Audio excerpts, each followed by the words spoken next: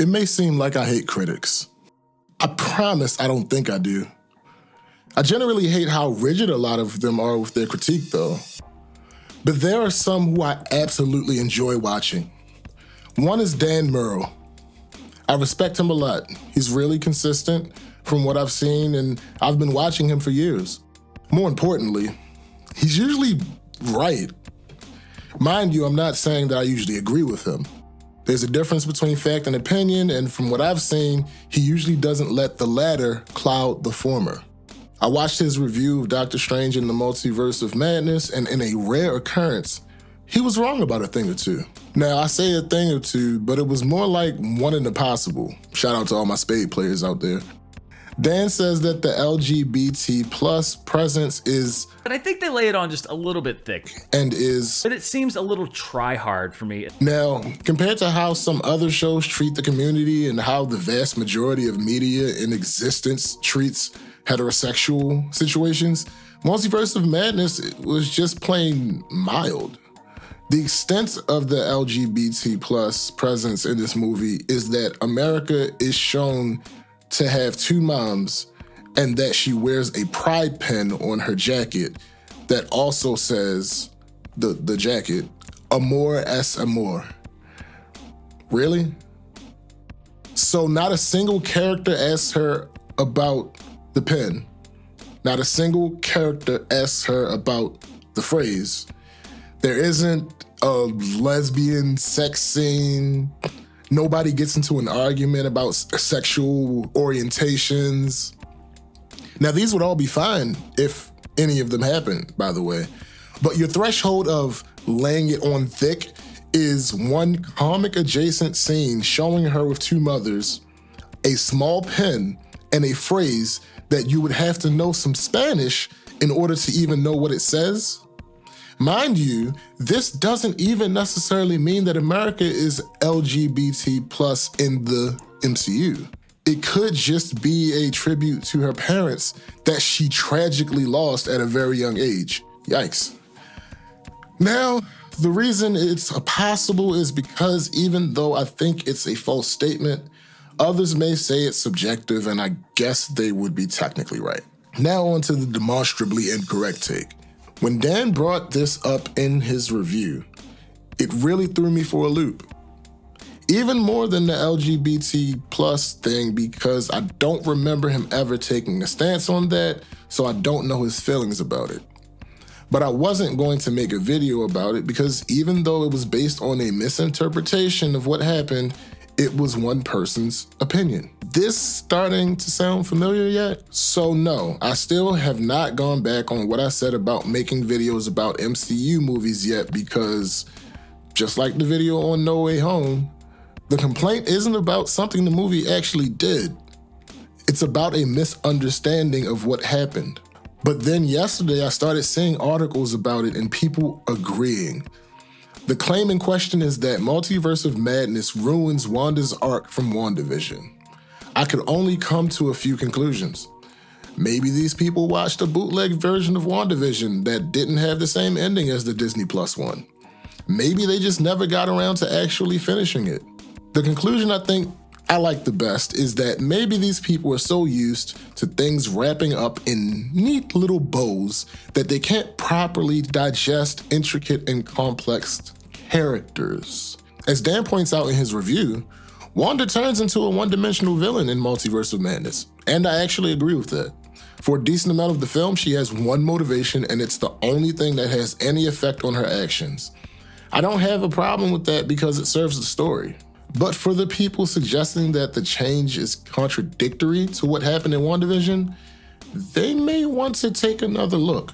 One critic, Brendan Hodges, tweeted out, "I keep getting comments about the WandaVision post-credit scene, as if a 30-second teaser we don't know the timing or context of sufficiently addresses all need for future character development or nuance." This is a perfect example of when I say that a lot of critics judge things on what they want them to be versus what they actually are. This tweet dismisses the importance of MCU post-credit scenes. Let's look at how important they have been proven to be. Phase 1, Iron Man, Nick Fury brings up the Avengers Initiative. The Incredible Hulk, Teddy Ross and Tony talk about a group being formed. Iron Man 2, a scene from the next upcoming movie is shown. That movie? Thor. In Thor, the Avengers is set up further with Nick Fury welcoming Dr. Selvig to the S.H.I.E.L.D. facility. Captain America, a scene from the next upcoming movie is shown. What's that movie? The Avengers. In The Avengers, Thanos is introduced. Phase 2, Thor the Dark World, Sif and Volstagg give the Aether to the Collector. Winter Soldier, we see the Maximoff twins for the first time. Guardians of the Galaxy, we are assured that Groot will be just fine. Age of Ultron, we see Thanos again. This time we are told he is about to get more active. Ant-Man, we get the Wasp suit and see a scene from the next upcoming movie. What's that movie? Phase 3, Civil War. We see Bucky getting help and we get foreshadowing for the new Spider-Man movie. Doctor Strange, we get a scene from the next Thor movie. Guardians of the Galaxy 2, we see Kraglin practicing with the arrow. We get our first solid Adam Warlock reference. Ragnarok, we see what happens minutes before Infinity War starts. Black Panther, we see Bucky has been helped. Infinity War, we see Nick Fury call Captain Marvel. Ant-Man and the Wasp, we see Scott get trapped in the quantum realm, which sets up Endgame. Captain Marvel, we get Endgame foreshadowing. Spider-Man Far From Home, we get foreshadowing for No Way Home and for Secret Invasion. Now, I'll stop here. But there were absolutely some that were inconsequential, like the shawarma scene that I just didn't bring up. But what's been established is that these scenes add context, preview the future, or foreshadow the future, even if some small details are different once the actual referenced movie releases. So Dan's cop-out that we see in that post-credit scene that people keep bringing up where she's reading the Darkhold, we hear her kids calling for help. And yet in this movie, that isn't really established at all. While true, doesn't change the precedent that's been established and doesn't change the parts of the actual show that let us know this was coming. Oh God, you don't know what you've done. You have no idea what you've unleashed. You're gonna need me. So when these people watched WandaVision, they probably viewed Wanda as a sympathetic figure, which was absolutely the setup. That's what Marvel wanted for sure.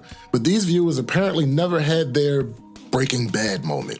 There's a point in WandaVision where it's clear that Wanda is the one causing all the, pun intended, chaos. That's when you see the wanton disregard she shows for others in order to get what she wants.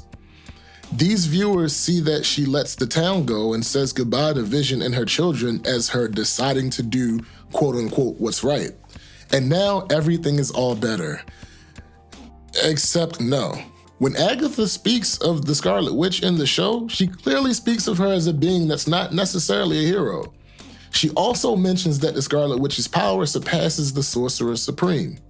Then there's the Darkhold itself. Agatha specifically says that the Darkhold says, "It's your destiny to destroy the world." Now add all of that up and understand that this Wanda that you think got a tidy little character arc resolution decided to still take the Darkhold and study it. She didn't attempt to destroy it. She didn't decide to give it to Doctor Strange.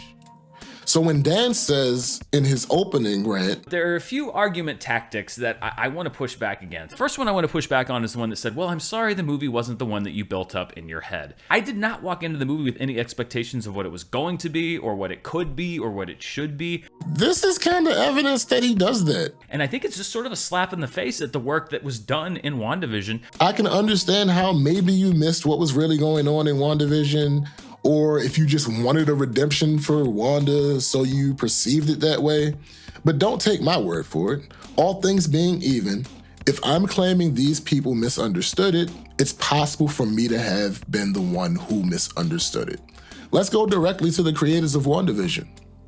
Director Matt Shakman collaborated with Spider-Man No Way Home director John Watts and Doctor Strange in the Multiverse of Madness director Sam Raimi with the goal of, quote-unquote, making sure the massive MCU puzzle stays cohesive. Matt said in a January 2021 interview, "There is conversation among filmmakers, which I think is great. I mean, we are all part of this interconnected universe. I admire the heck out of everybody who has worked in Marvel before and are working on Marvel things right now. It's not just the movies. It's also the other Disney Plus shows that we're interacting with. Even if it's not about a formal overlap, we're working next door to each other. What do you guys do? And all that's so exciting. It's an amazing place to be. But yeah, definitely, we've all had conversations about the work that we're doing now.